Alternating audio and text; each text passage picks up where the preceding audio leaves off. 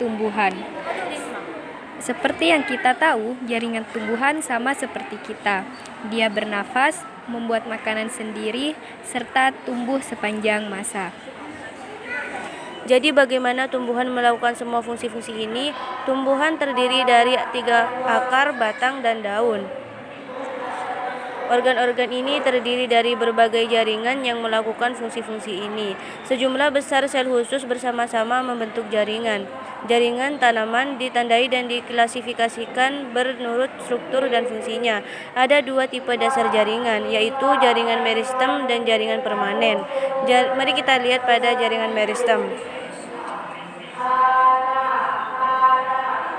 Ini adalah jaringan meristem yang membantu dalam pertumbuhan tanaman karena jaringan memiliki kemampuan untuk tumbuh. Sel meristem umumnya kecil, tertutup dinding sel titip dan kurus. Berdasarkan letaknya, jaringan meristem diklasifikasikan menjadi meristem apikal, meristem lateral, dan meristem interkalar. Jaringan yang membantu meningkatkan panjang batang dan akar adalah meristem apikal. Jaringan ini terletak di ujung batang dan akar, dan yang membantu dalam meningkatkan tumbuh-tumbuhan terletak pada posisi samping batang atau akar. Lalu bagaimana daun dan cabang tumbuh? Ini adalah meristem interkalar yang mengklasifikasi pertumbuhan daun dan cabang. Pada rumput, meristem interkalar menumbuhkan bagian yang dimakan oleh hewan herbivora. Jaringan ini terletak di dasar laut luas dan badan base daun. Sekarang kita tahu bagaimana tanaman mengembangkan akar, batang, dan daun dan cabang. Selanjutnya, mari kita cari tahu jenis jaringan yang membantu tanaman untuk mendapatkan nutrisi yang diperlukan dan mendukung. Ini adalah jaringan permanen yang membantu dalam transportasi, persiapan makanan, dan penyokong bagi tanaman. Jaringan permanen tidak lain ialah jaringan meristem yang matang dan berdiferensiasi untuk membantu berbagai jenis jaringan. Berdasarkan kesamaan dari selnya, jaringan permanen diklasifikasikan menjadi jaringan permanen sederhana dan jaringan permanen kompleks. Disebut jaringan permanen sederhana karena terdiri dari sel yang sama yang memiliki asal-usul yang sama. Berdasarkan fungsinya, jaringan ini diklasifikasikan menjadi parenkim, kolenkim, dan sklerenkim. Jaringan parenkim memiliki bentuk sel oval dengan dinding sel tipis dan memiliki ruang antar sel yang luas. Jaringan ini membantu dalam proses fotosintesis, penyimpangan, dan juga membantu tanaman air mengepul. Jaringan ini dapat ditemukan pada akar, batang, bunga yang hidup. Jaringan kolenkim terdiri dari sel hidup dan memanjang. Jaringan ini memberikan elastisitas, dukungan mekanik, dan kekuatan tarik untuk tumbuhan. Jaringan ini ditemukan terutama di korteks batang dan daun. Jaringan sklerenkim terdiri dari sel-sel mati yang memiliki dinding sel sangat tebal dan mengandung ligmat. Jaringan ini melindungi tanaman. Jaringan sklerenkim ada di batang, daun, dan pelindung keras pada biji. Nah, sekarang beralih ke jenis kedua jaringan permanen, jaringan permanen kompleks. Dari namanya menunjukkan jaringan permanen kompleks tersusun atas lebih dari satu jenis sel. Jaringan ini diklasifikasikan ke dalam phloem dan xilem. Xilem adalah jaringan kompleks yang terdiri dari traksit, bulu kayu, parenkim xilem, dan serabut xilem. Jaringan ini mengangkut air dan mineral dari akar ke bagian tanaman lain.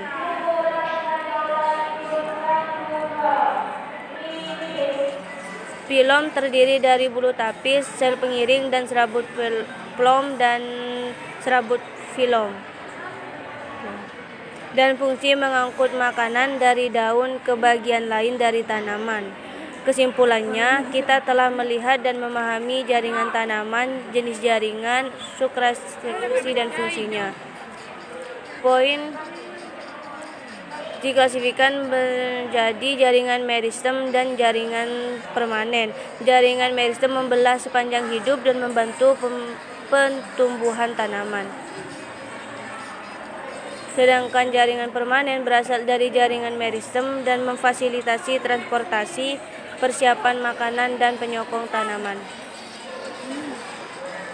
Nah, itu dia materi mengenai jaringan tumbuhan. Berikut adalah contoh soal mengenai jaringan tumbuhan. Pengangkutan pada tumbuhan dapat dilakukan secara fasikuler dan ekstravasikuler. Adapun pengangkutan ekstravasikuler dapat dilakukan secara simplas dan apoplas. Pernyataan yang tepat mengenai pengangkutan tersebut adalah A. Pengangkutan simplas tergolong pengangkutan aktif. B. Pengangkutan simplas tergolong pengangkutan yang melibatkan selaput impermeabel. C. Simplas dan apoplas tergolong pengangkutan pasif. D. Simplas dan apoplas tergolong pengangkutan aktif. E. Pengangkutan simplas melibatkan ruang antar sel, sedangkan apoplas melibatkan plasmodesma. Pembahasannya yaitu simplas dan apoplas tergolong pengangkutan pasif atau tidak menggunakan energi. Adapun perbedaannya adalah pengangkutan simplas melibatkan plasmodesma, sedangkan apoplas melibatkan ruang antar sel. Jadi jawabannya adalah C. Simplas dan apoplas tergolong pengangkutan pasif. Soal yang kedua, dari pasangan fungsi sistem pada hewan yang memiliki hubungan paling erat adalah A. Integumen dan skeletal. B. Integumen dan digestivus. C. Muskular dan epitel. D. Skeletal dan muskular. E. Epitel dan muskular. Untuk bisa menjawab soal ini, mari kita belajar tentang jaringan hewan. Jaringan hewan. Hampir semua hewan tersusun atas jaringan. Jaringan adalah sekelompok sel yang memiliki struktur sama dan saling bekerja sama untuk mencapai fungsi tertentu. Jaringan hewan dikelompokkan menjadi 4 jaringan dasar, yaitu epitel, saraf, otot, dan jaringan konektif, yaitu jaringan epitel. Jaringan ini menutup dan melindungi permukaan luar dan dalam tubuh hewan. Berdasarkan bentuk dan fungsinya, jaringan epitel terdiri atas epitel tipis lapis, pipi berlapis banyak, silindris berlapis tunggal, dan epitel kubus berlapis tunggal. Epitel selapis ditemukan di lapis alveoli sehingga memungkinkan pengangkutan molekul kecil melintasi membran. Jaringan ini sangat tipis, baktar, dan berlapis tunggal. Epitel pipi berlapis banyak melindungi organ dari gesekan luar dan ditemukan di dalam kulit. Jaringan ini berlapis-lapis.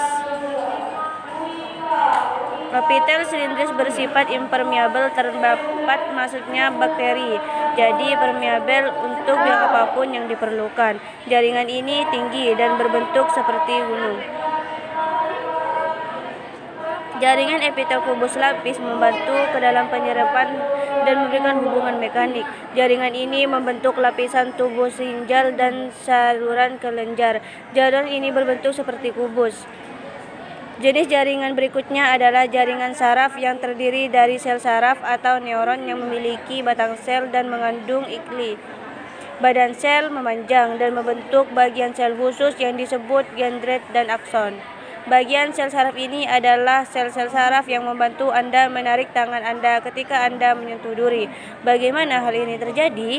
Sel-sel saraf membawa kesan, yang artinya dendrit membawa sinyal ke dalam sel dan akson mengirimkan informasi terhadap sel yang lain.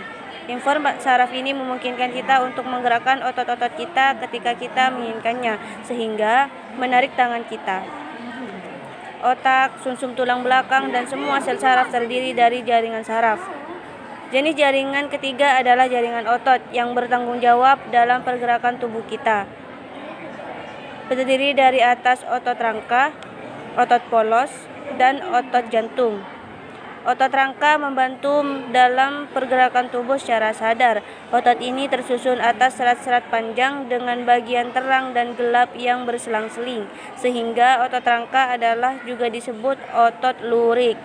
Sel otot polos memberikan gerakan tidak sadar, seperti kontraksi diri khusus. Otot ini mengisi bagian dinding struktur sel penunjang tubuh. Sel otot polos ditemukan di usus dan pembuluh darah, dan kandung kemih dan rahim. Otot polos berbentuk lembong, datar, pada kedua ujungnya dan melebar di tengah. Otot jantung bekerja secara tidak sadar, yang berkontraksi dan relaksasi sepanjang hidup kita. Otot ini berbentuk silindris, bercabang, dan memiliki satu nukleus. Jaringan yang terakhir adalah jaringan ikat yang mengikat dan mendukung bagian tubuh serta mengangkut bahan-bahan. Jaringan ikat terdiri atas darah, tulang, padat, tulang rawan, jaringan ikat longgar, dan jaringan ikat adiposa.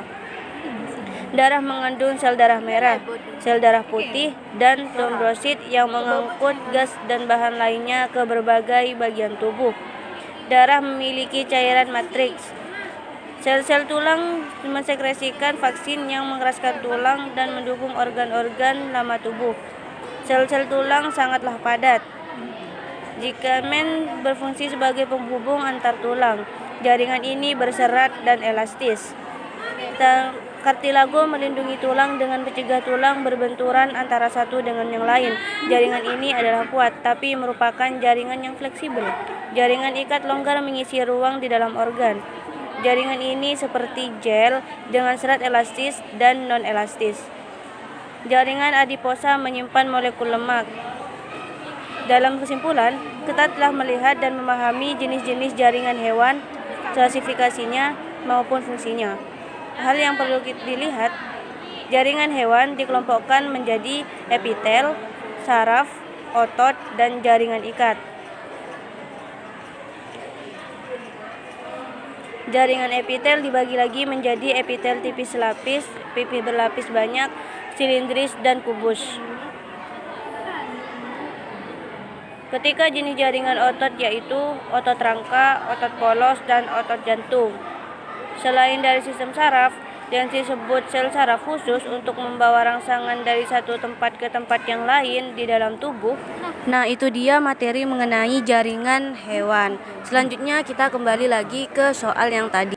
Berdasarkan soal dan materi yang telah kita pelajari, perlu kita ketahui, integumen adalah lapisan pembungkus atau penutup yang dimiliki oleh suatu organisme atau bagiannya.